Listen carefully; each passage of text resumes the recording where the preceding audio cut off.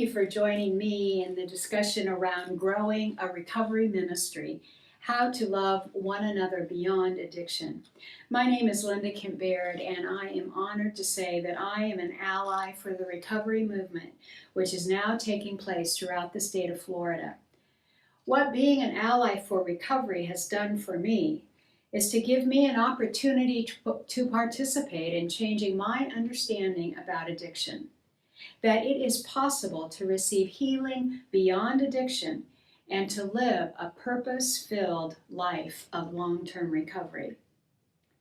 Becoming an ally for recovery has given me an opportunity to participate in developing recovery-ready communities, not only in my home county of Volusia through the development of the Volusia Recovery Alliance, but also to support and develop other communities across the state of Florida to become recovery-ready communities as well.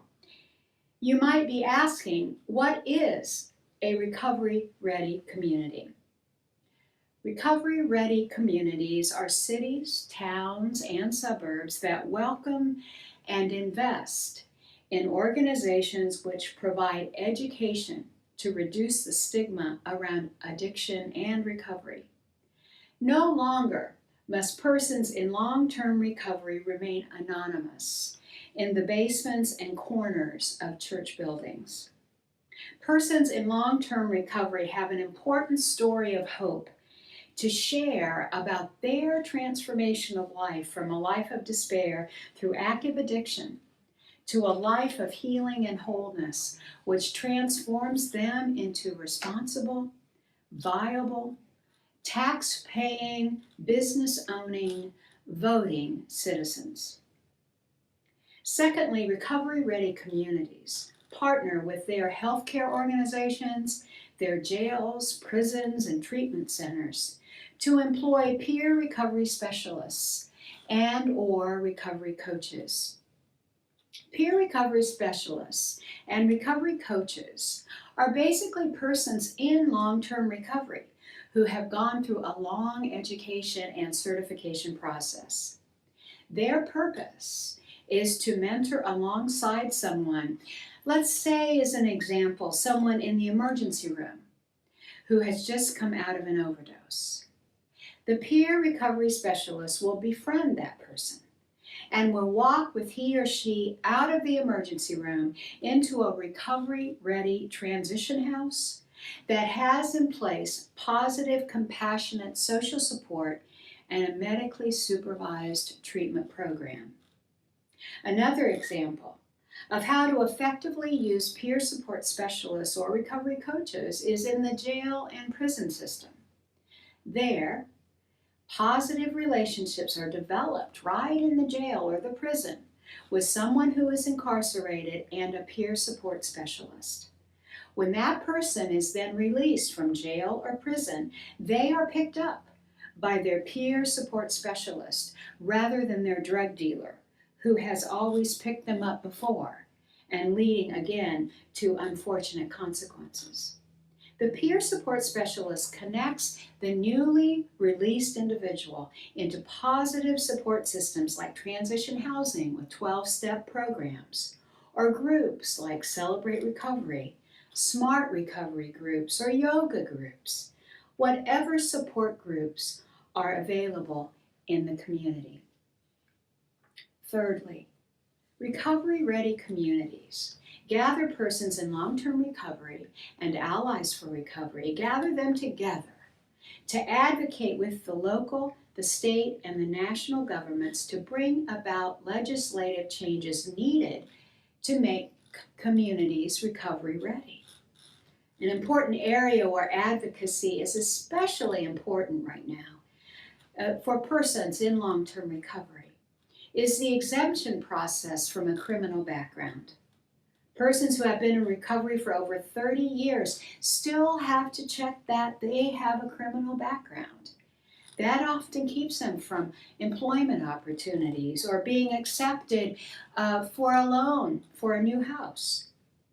Even though they have fully paid back to society all retribution dollars and any other obligations that were decreed upon them.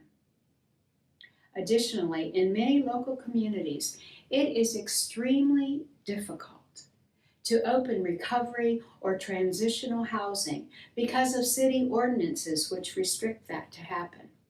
I know for a fact that the Volusia Recovery Alliance in Holly Hill in South Daytona, they are getting pushback to open a brick and mortar space in order to have a drop-in center for persons living with a substance use disorder or long-term recovery. So, recovery-ready communities are communities that are educated and aware that persons living with substance use disorder are not bad people that have to be turned into good people.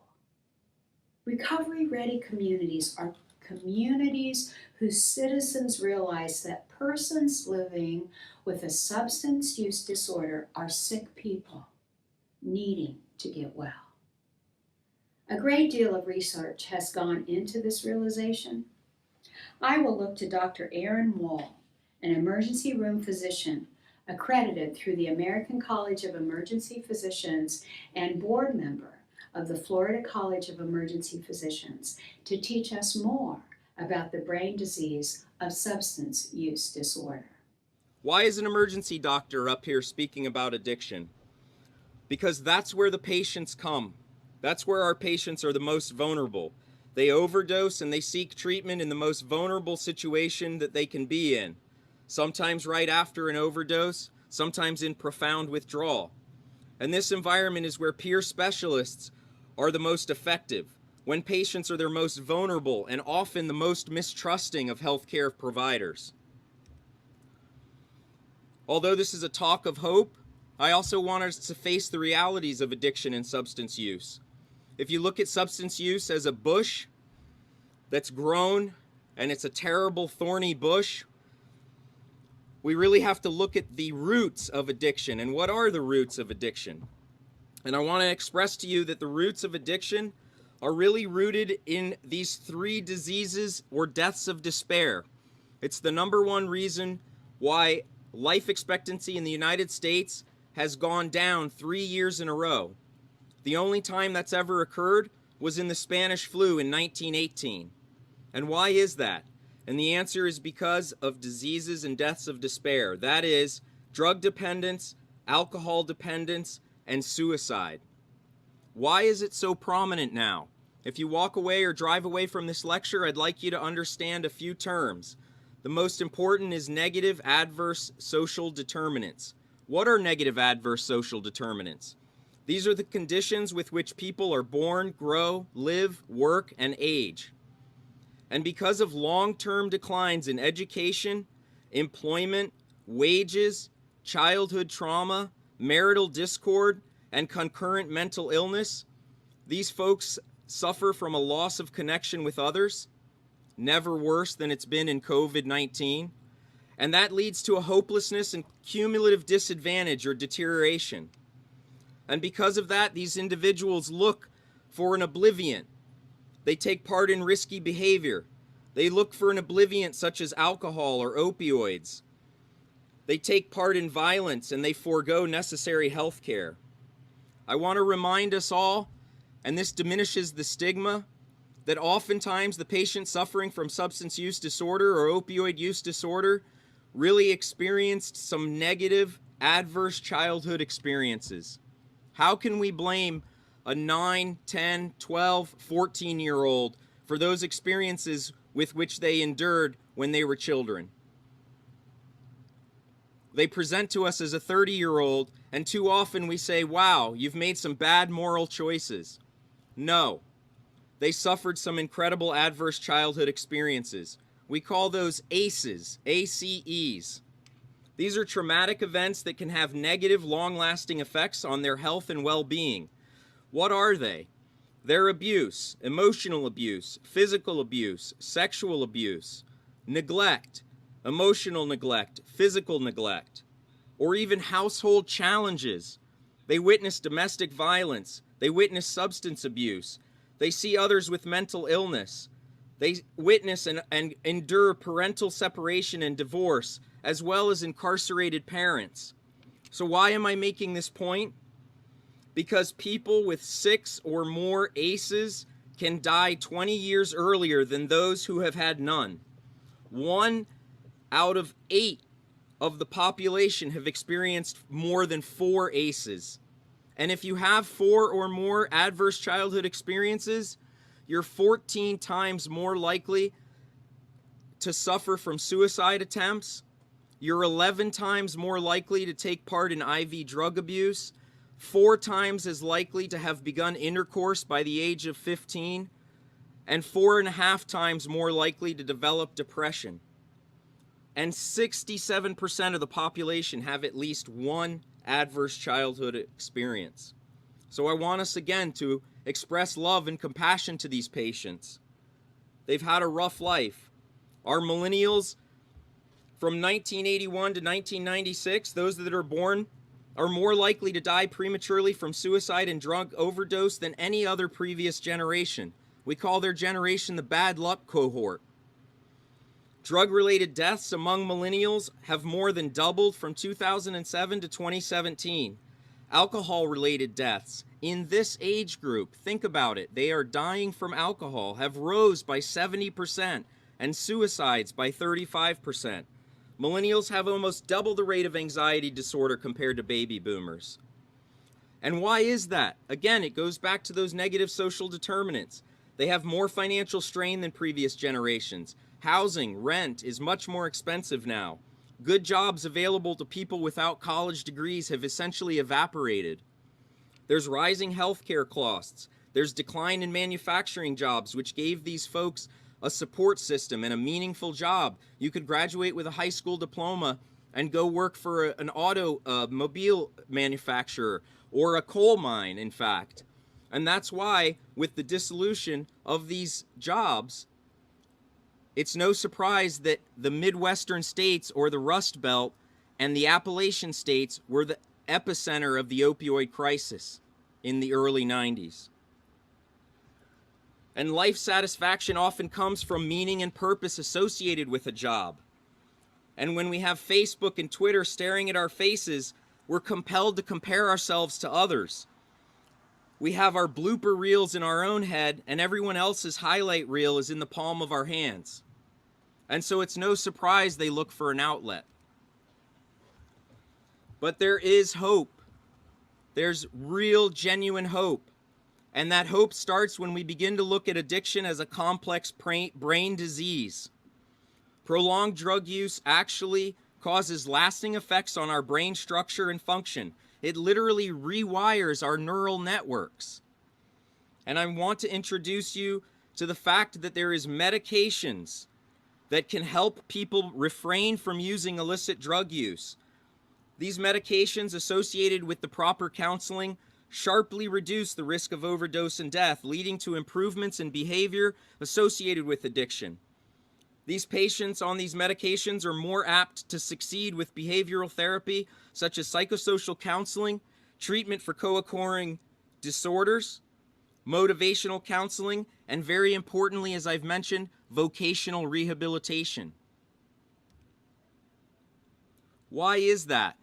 It's because our brain is rewired. When I mention rewiring of the brain, we have an area of our frontal brain we call the frontal cortex. This is what we use to make rational decision-making, thinking, reasoning, learning. Deeper in our brain, we have an area called the amygdala. This is where we have our stress response. This is our alligator brain, if you will. It looks for food, for reproduction, protection of kin, protection of oneself. It does our fight or flight response. And when you become a chronic user, it also is the area of the brain that has the need to avoid withdrawals.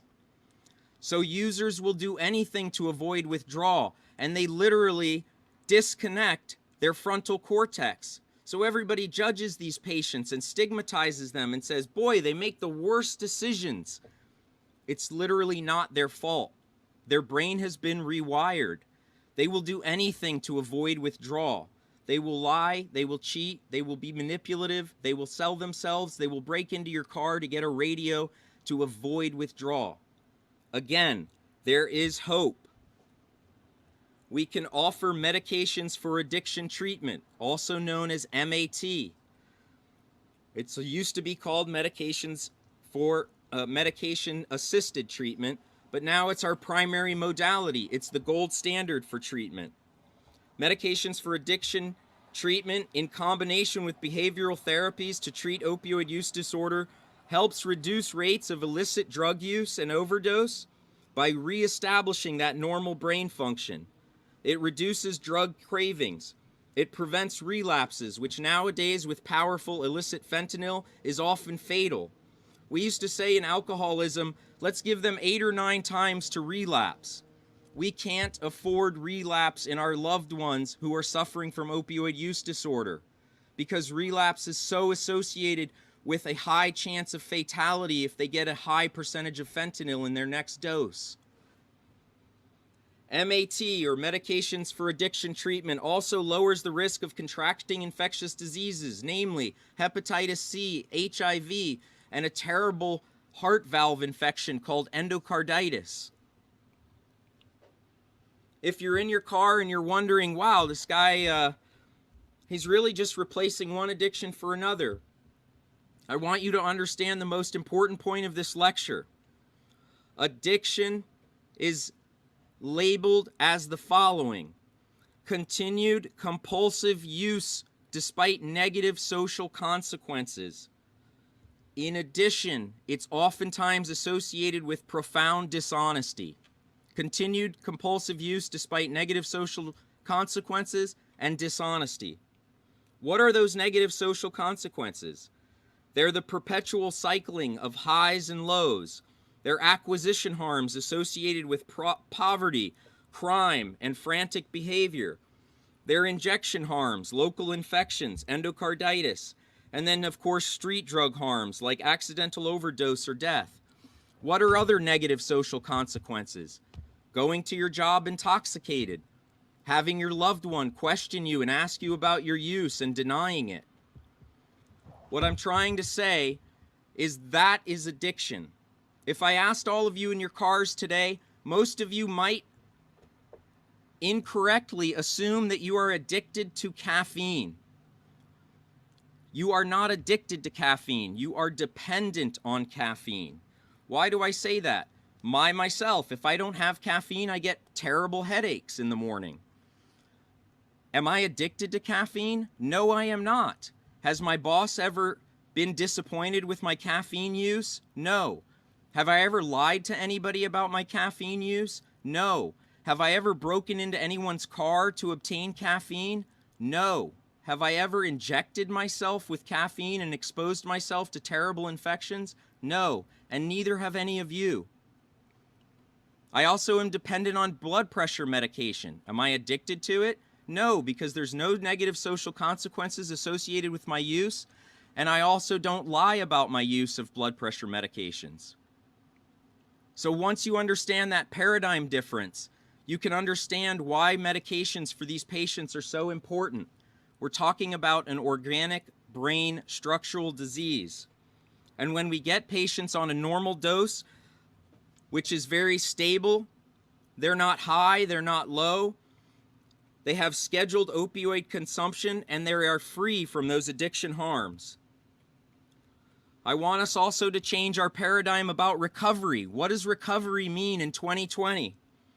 Recovery is a process of change where people improve their health and wellness, live self-directed lives, and strive to reach their full potential. Remission or recovery should not be taken to mean complete cessation of opioid misuse, but instead we should all acknowledge that marked reduction in use is a worthy and laudable goal. I also want to say that abstinence and detoxification for this patient population rarely works. The alternative to medications for addiction treatment is not a drug-free patient. Rather, it's a continually relapsing patient, and relapse has a high association with death. Is this my idea? Did I come here with these ideas and I'm just promoting them? No. This is supported by all of the national professional societies in addiction medicine, all of the professional societies for emergency medicine and toxicology. And lastly, it's even supported by the National Academy of Sciences, Engineering, and Medicine. What might you have taken away from Dr. Wool's lecture? Highlights that stand out for me are: 1. Substance use disorder is a terrible thorny bush within our communities. Addiction involves not only the individual, but his or her family. With addiction, there is an increase in negative social consequences such as crime, violence, and homicide. Our emergency rooms have become filled with persons who have overdosed or are in withdrawal. Police departments and sheriff's offices are inundated with addressing these crises. Emergency room physicians report that they often have 4 overdose cases a day, when perhaps 15 years ago, they had 4 overdose cases a month. A statistic that I have found interesting is that for every $1 spent on recovery services within a community, there will be $15 saved for social support services such as law enforcement, or emergency room costs, or destruction of personal property. That's a powerful ratio. For every $1 spent on recovery, $15 are saved in social support services. It's a win-win all around. Number 2, opioid use disorder and alcohol dependence, along with suicide, are diseases related to depths of despair, which has decreased life expectancy in the United States for the first time in many, many years, especially for the millennial adults born between 1981 and 1996. Number 3, persons struggling with substance use disorder have often experienced negative adverse childhood trauma. They have been subjected to divorce, neglect, poverty, violence, emotional or physical abuse, just to name a few. Type in your internet browser for websites related to adverse childhood experiences. The acronym ACE, ACE, you will be led to many viable websites providing great information about trauma that so many people are experiencing. Number 4, perhaps the diagnosis of substance use disorder as a brain disease is new to you.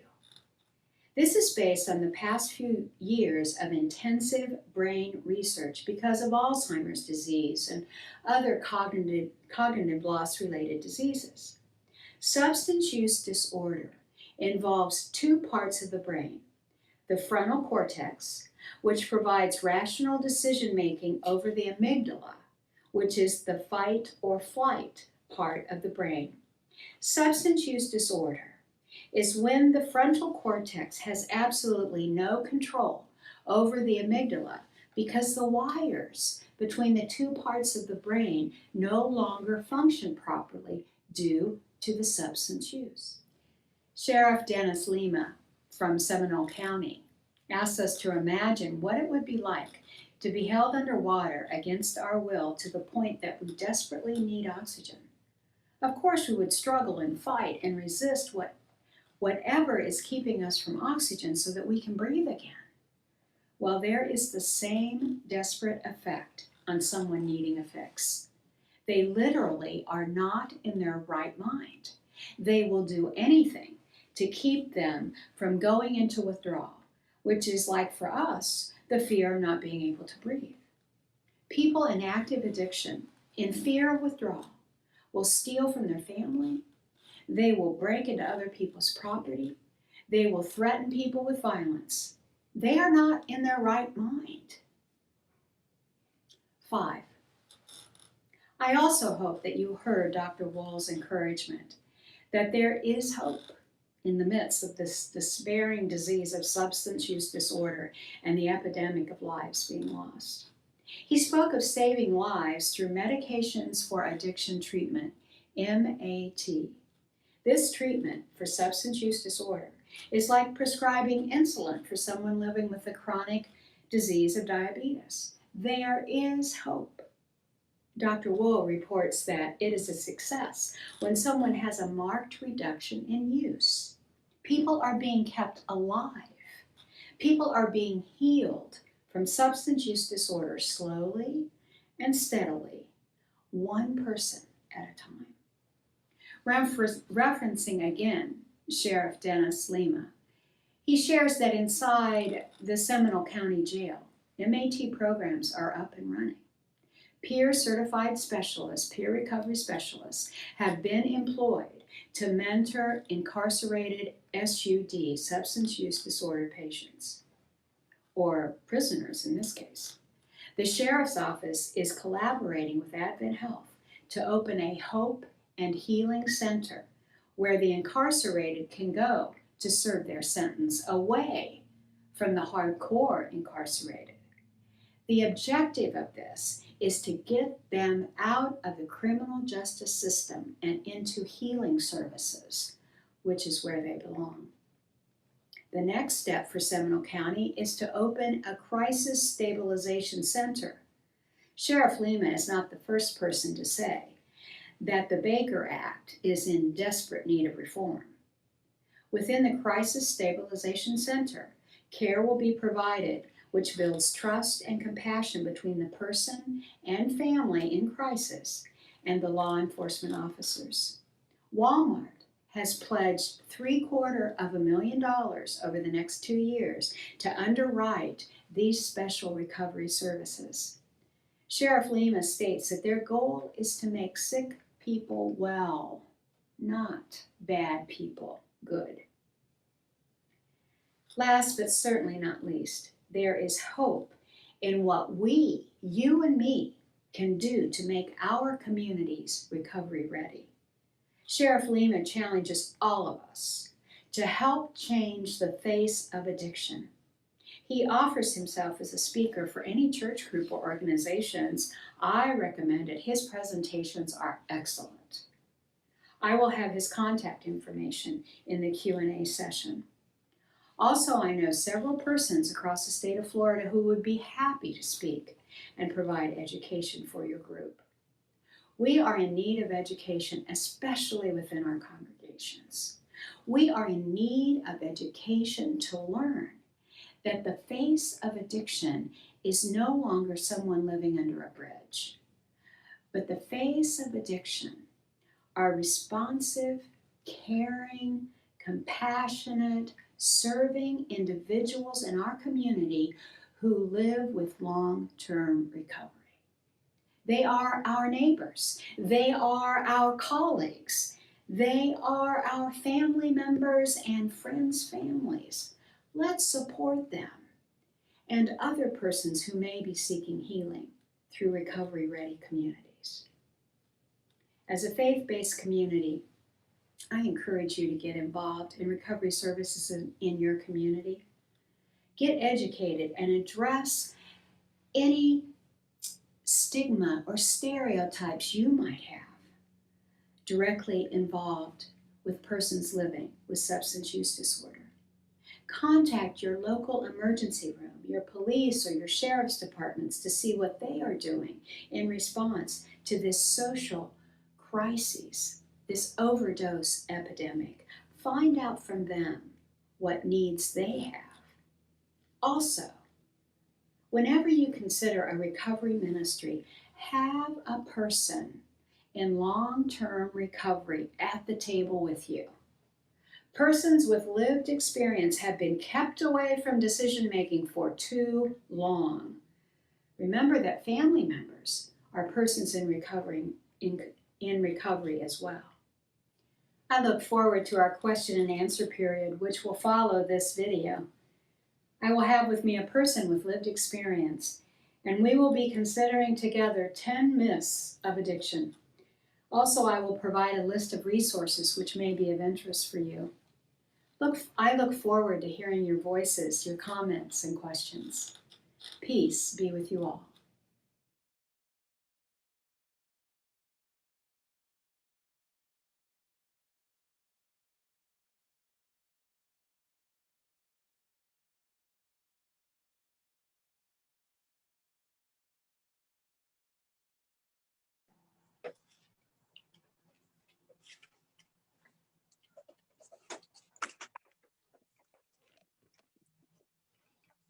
Where she is?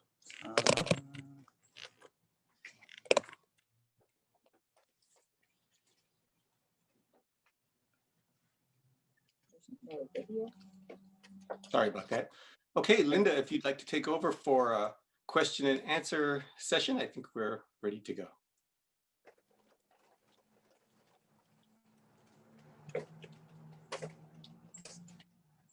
That's Linda.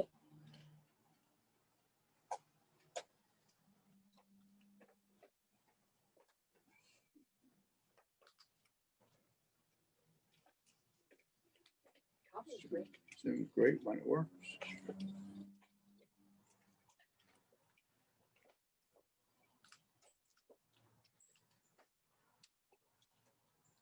Linda, can you hear us? I hope she's open. Maybe the internet's bad.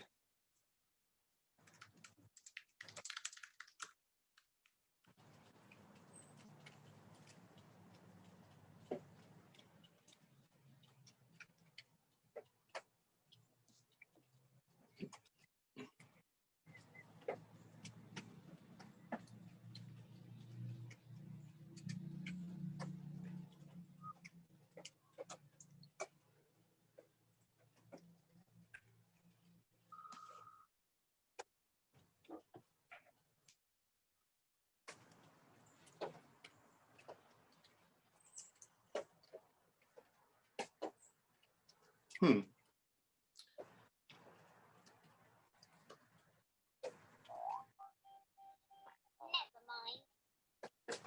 To direct me.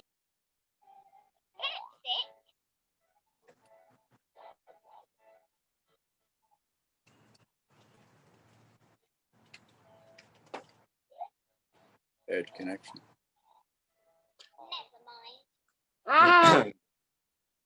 My suspicion is it's a bad connection. Yes. A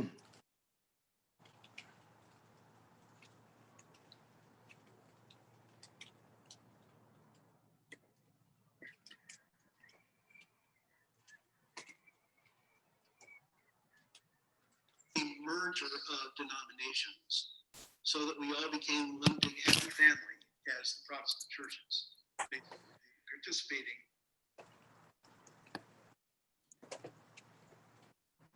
I think there were some very insightful things that were shared in the presentation portion that can give us a better view of addiction and why people can turn to addiction and why the extreme responses for the need to have that fix and the links they would go to and the difference between addiction and dependency. Yes, I wanted to comment that it really made me realize how prejudiced I personally am. It's very interesting how you think something all your life, and when you're presented with with facts and all those resources and all that backup that she presented, it's like, wow, I was really prejudiced. And as a Christian and as a follower of Jesus, it's like, wow, I have to redo my brain, rewire my brain. So for me, it was very insightful. It was very insightful. Thank you for sharing that. And I think we do often see it as a moral issue rather than to look at the psychological and the physiological things that play into this. Yeah, I agree. I think a lot of what Linda was talking about, as far as the church is concerned, is an educational issue. That it seems like we no longer, or that we in the church maybe are dealing with an older idea of what substance abuse is all about. and need to update our reality. I know I agree. I have dealt with several folks, both in and out of the congregation, that were getting medical assistance for their substance abuse issue. And I certainly was still living under the assumption that the goal was to get them off of whatever substance. And that did not seem to be the goal of the medical professionals of the time. So this was really very enlightening for me to be able to hear what, the ER doctor was saying is the gold standard of medical treatment right now. That was very enlightening. And I think one of the things for our congregations to be aware of is that the programs that seem to have the best rate of people being able to stay clean longer are those that are faith-based, of ones that tie that faith into it. I know there are some congregations that are doing Celebrate Recovery or other ways in which faith is a part of that recovery process.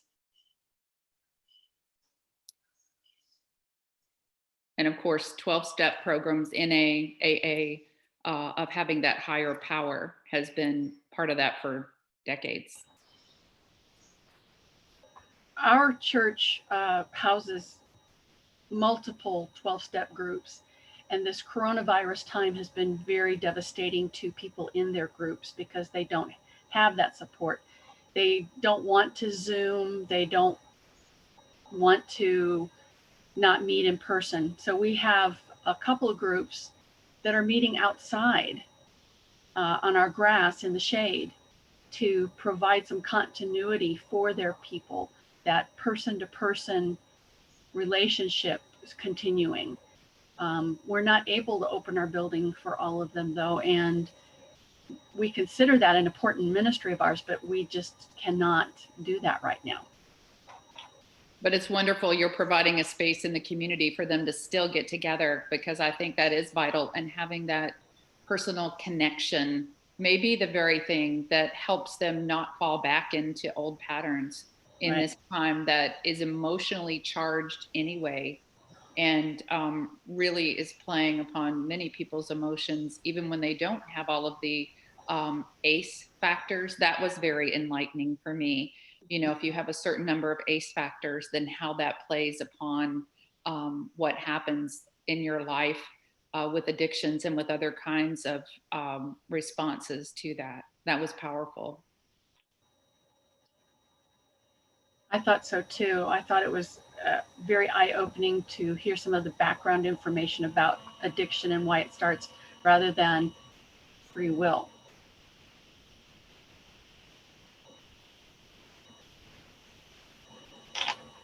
Linda's trying to log back on. She did indeed have a connectivity issue, even though it said she was in the meeting. She wasn't really in the meeting. So she's on her way back, logging in, but continue the discussion. I thought it was fascinating as well to learn about these. Well, you know me, I'm always interested in new methodologies for anything. So I just thought it was really interesting to see the progress that's been made. I hope you're lucky. One of the things I would be interested in of a new treatment for trauma, it's not as new as we think it is, but it's come to the forefront more recently, is EMDR. Eye movement, and I forget what the other letters stand for, but EMDR is a process by which it helps a lot of people in connection with talk therapy to overcome past trauma in ways that is more effective and quicker than just talk alone. And I wonder how that works with addiction and dealing with some of those traumas. One thing I would have a question about too is that it seems to me like the folks that I have dealt with that have addiction issues are dealing sometimes with clinical depression. And I have had several conversations with folks that have said things like, well, I don't want to be dependent on medication, but they're self-medicating with alcohol and other illicit drugs. And so I would be curious when Linda comes back, what she has to say about, those kinds of things, because they are adamant they don't want to take antidepressants, but they don't want to give up the medication that they are using, with specifically alcohol, with one person that I know of. It's just curious that alcohol seems to be okay, where antidepressants seem to be not. Unmute, Linda. Unmute. We see you. So I'm so glad to see people. Melissa, can you get in touch? There's Tommy. Tommy's here too. Okay. Hi. Well, what did you see? Did you see the video? Okay. Okay. Well, so I hope that you got from there some key points from Dr. Wool. And what I hope to do during this time is to address some myths, some stigma myths that we might have together. And I want to introduce my guest, Tommy Callahan, a fellow good friend of mine, brother in Christ, who is a fellow with lived experience. So he will have a chance to participate throughout as well. I will break for questions. So just make notes and we will have time for questions throughout the presentation. Before we begin, however, do we have any questions now from anyone? Okay, let's begin. Well, Linda, I think there's a question in the chat about what was the first step you took to begin developing this ministry? Dealing with my stigma. Dealing with my stigma.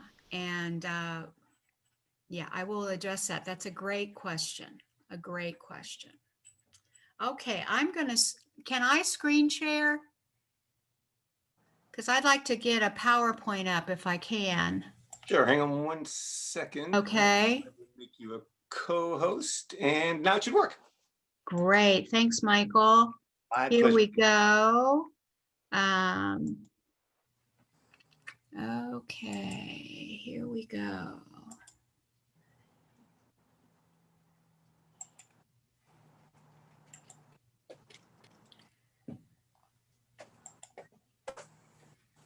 Indeed, this decade, it is a decade we've lost 500,000 Americans to the opioid crisis. Sadly, stereotypes that we have about people who live with addiction don't look like this. Don't look like this person at all. These erroneous stereotypes of the typical drug addict or alcoholic are all too prevalent in our society. In reality, addiction doesn't discriminate. Anyone can become addicted, and increasingly they are. It is important to understand that addiction is the #1 health priority in the United States. This slide diagrams the spectrum of substance use in our country. As represented by the broad base of this pyramid, most people in the United States either do not use substances or use them very few times. Here, the best policies are prevention to keep the use low. As you go up the pyramid to the wavy dotted line, this shows when use becomes harmful, either to an individual's health or their productivity or their relationships. It is not a diagnosis, and people can go back and forth from harmful use to little or no use.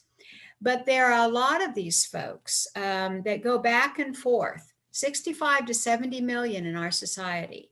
They're the people who drink and drive, or they make their asthma problem worse by smoking marijuana, or they might fail school because they party too much on the weekends.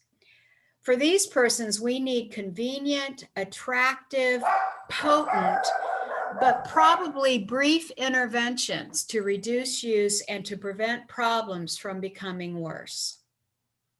The bright solid line means that the frequency and intensity of use has reached a diagnostic threshold. There are 21 to 22 million adults who meet the criteria for the most serious diagnosis of a brain disease called substance use disorder, which includes about 8% of the population.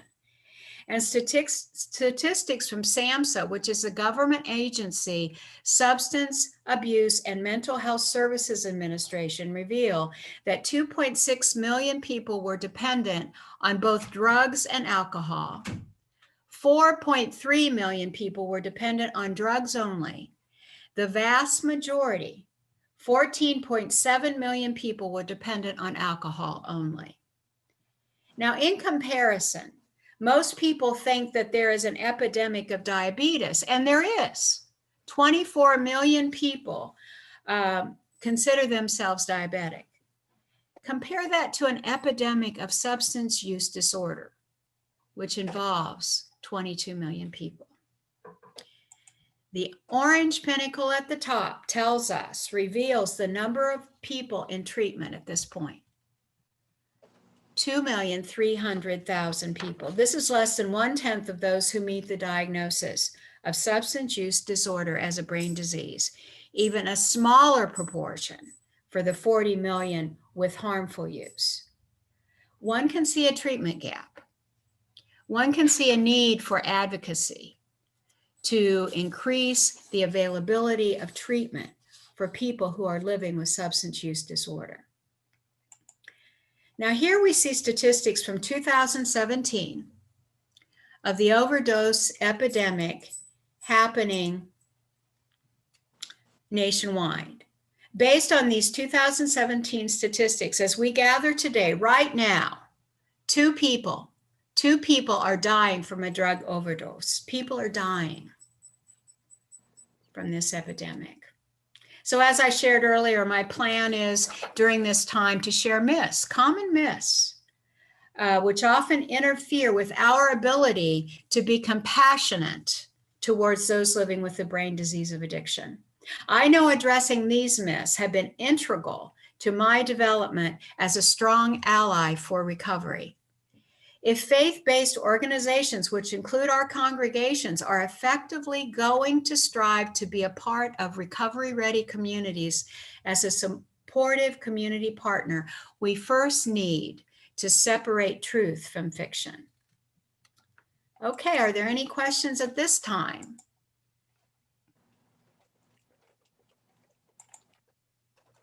And I had introduced Tommy, so here we go.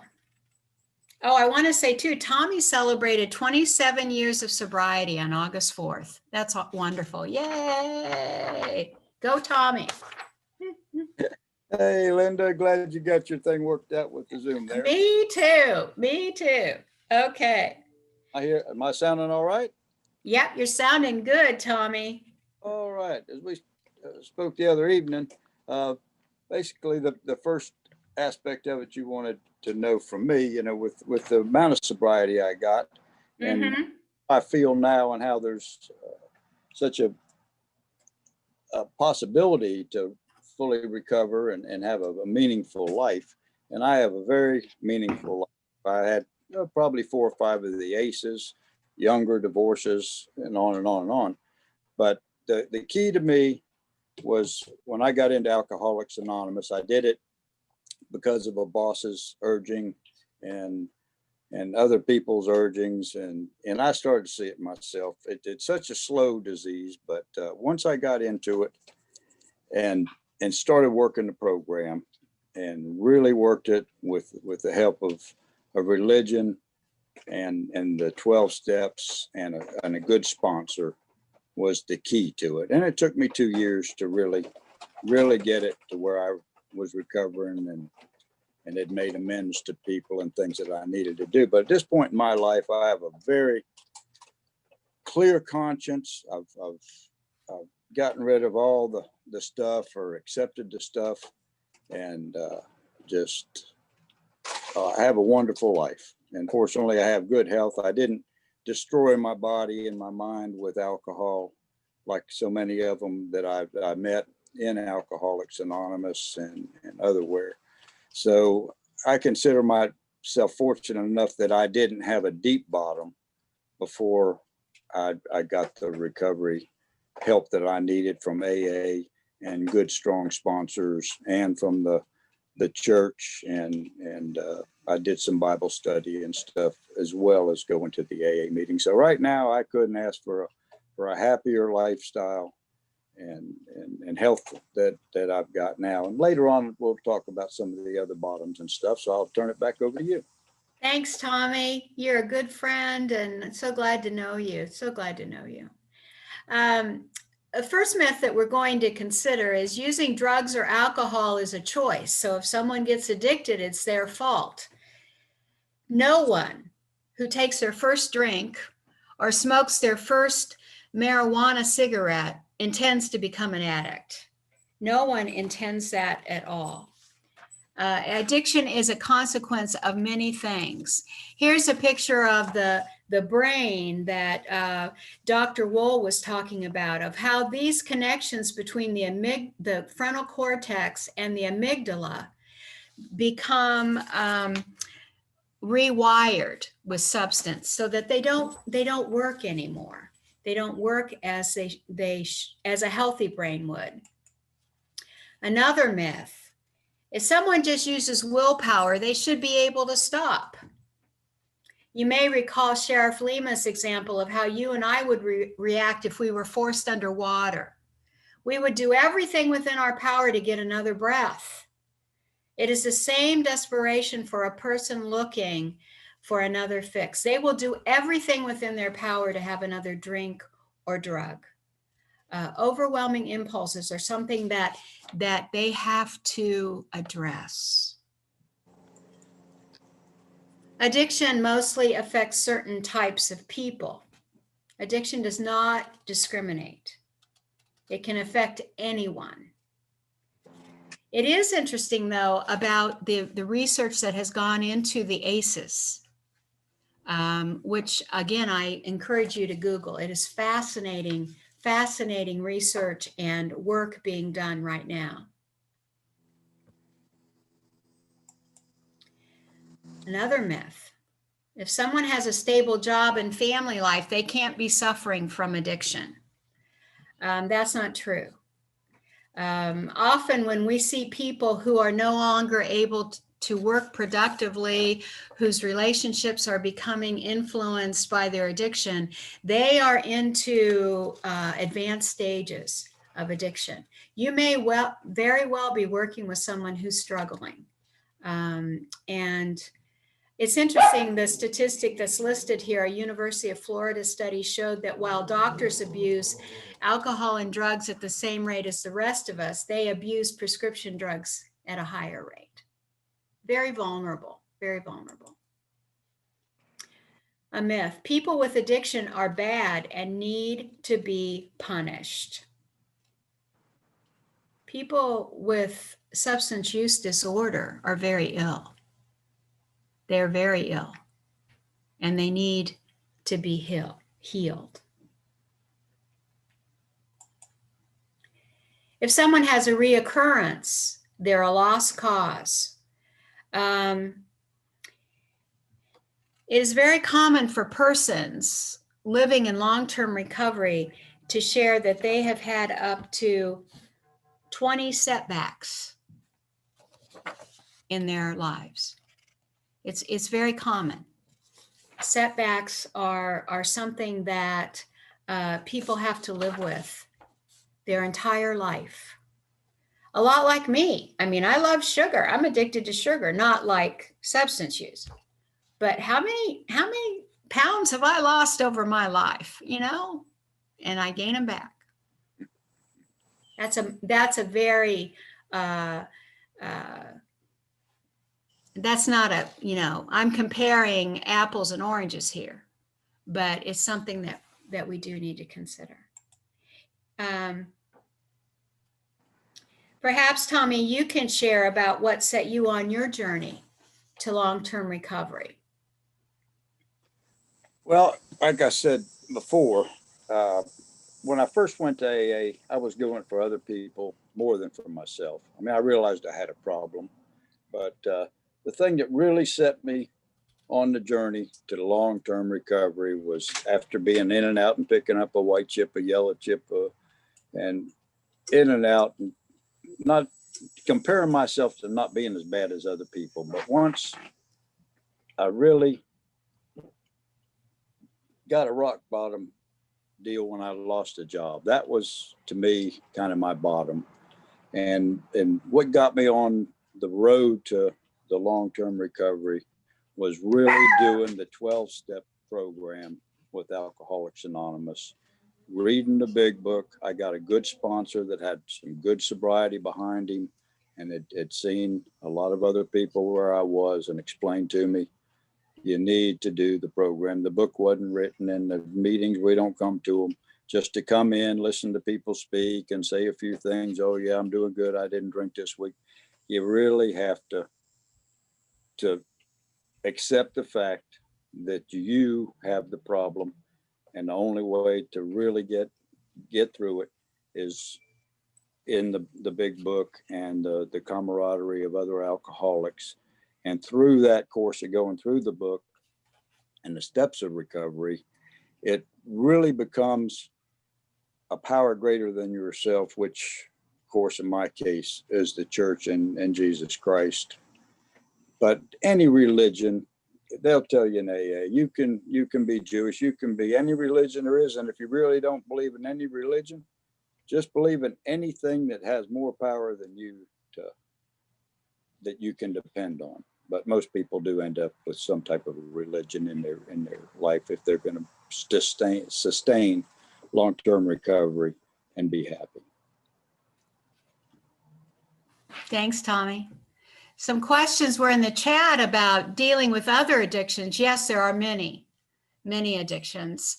This is addressing primarily substance use disorder, and considering that ministry in the church. I know that there are 12-step groups for people who live with sexual addiction, people who live with Overeaters Anonymous. There are 12-step groups,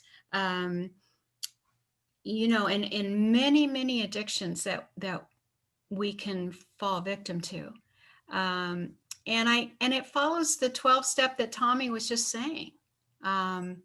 So thanks for your question. Any other question? Let's see, there's a chat. Celebrate Recovery. Yes, thank you, Betsy. It is a faith related program, absolutely. And it follows the 12-step format as well. But Celebrate Recovery is in many congregations.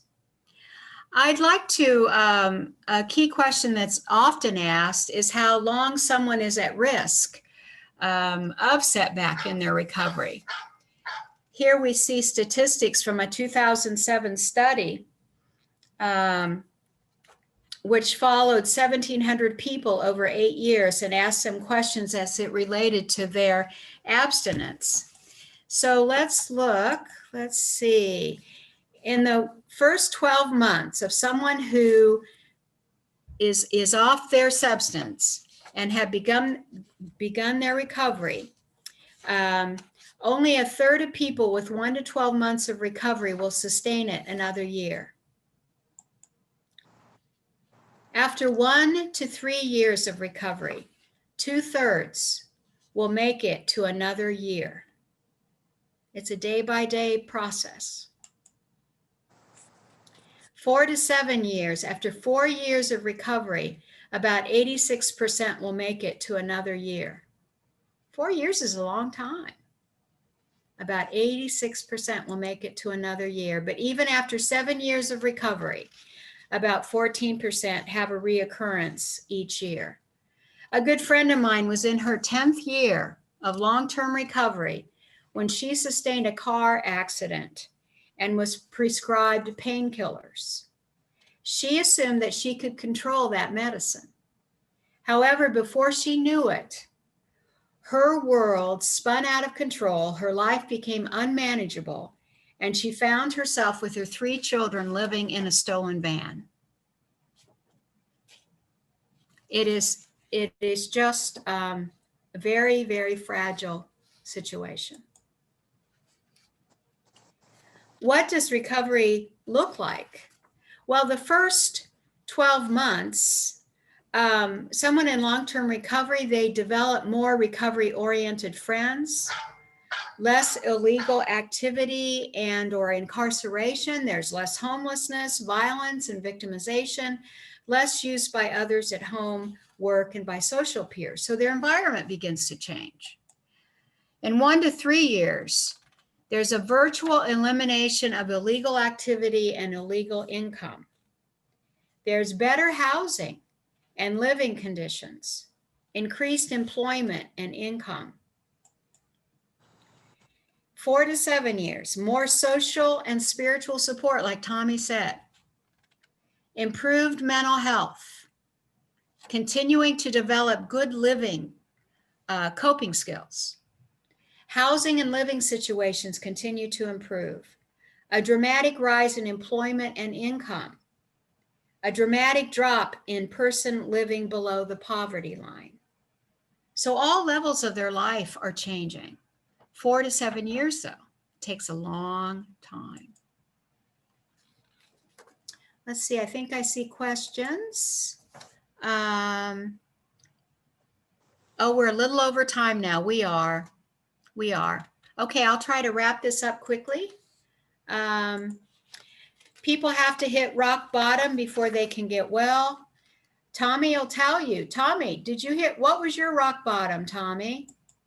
Yeah, I think I kind of covered that when I got rambling on the last little segment there. Mine was actually getting fired, and the worst thing that I saw, I was fortunate. My rock bottom, I didn't lose a house, I didn't lose cars, and end up on the street and broke. Everybody's is different. Just mentally, I wouldn't let myself go there, and losing the job. And I had a bad marriage I had to get rid of. A lot of things right there happened. And I just said, I'm not going to let the problems in my life ruin my life. And that was it. And that's when I really got serious with the program and with religion, and set myself in that direction to recovery with the help of a good sponsor and other people that were in the program that had been through the same things as me, that went further. And I saw real tragedies in the meetings, and people dying on the street just because they couldn't quit drinking. And the looks of it, the drugs and stuff today affecting the brain more than alcohol does. I mean, you can get wet brain and all that stuff from alcohol, but that frontal lobe that they're talking about now, and having to have long-term recovery through continued medication that you have to take because your brain is so damaged, that is a real tragedy. Fortunately, I never got into the drugs, and I was able to have a low bottom with alcohol. So that's about where I am on that. Thanks, Tommy. Addiction is treated behaviorally, so it must be a behavioral problem, not a disease. That's really an area where we need to look into the research, look into the studies, stretch ourselves. There is the medication-assisted treatment available now. Individuals are monitored closely with a physician's care. And, as Dr. Wolf said, a success is a decreased use of drugs. We need to redefine how to be present with people struggling with substance use disorder. Medication cannot be used to treat addiction. We're seeing otherwise, that is definitely a myth. Prescription drugs are not as addictive like street drugs because they come from a doctor. That is a myth, my friends. That is a myth. So many addicts have begun their active addiction because of painkillers prescribed to treat their pain. A really tragic example is Austin Eubanks, a young man who had a minor injury at the Columbine High School shooting over 20 years ago. And for a knee scrape, Austin was prescribed painkillers. With that numbing of painkillers after such a traumatic experience, from that point on, Austin would associate the use of opioids with emotional comfort of his, whenever he was emotionally upset. He struggled with addiction up until his death due to an overdose in his home in Colorado. I saw Austin just 4 days before his death. He was speaking at a behavioral health conference in Pasco County, Florida. And at that conference, he was saying, he was encouraging people to connect with one another, to be available for one another with compassion and love. And what happened? You know, who knows? But that young man was prescribed painkillers for a knee scrape.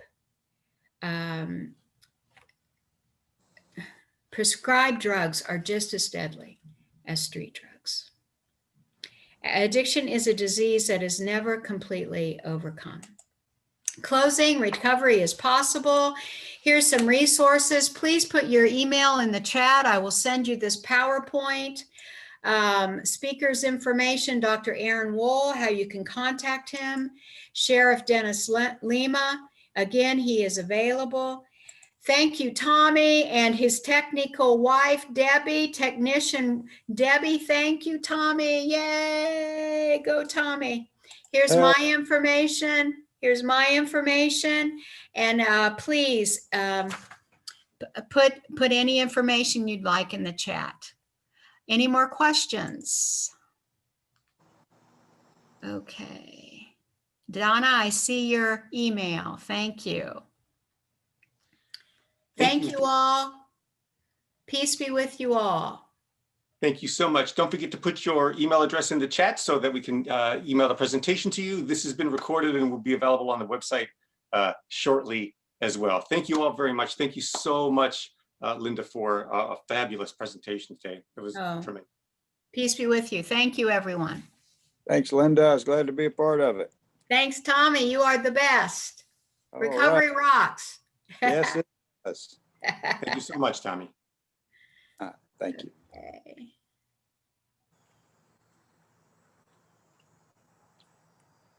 Oh, good. A Lizzie.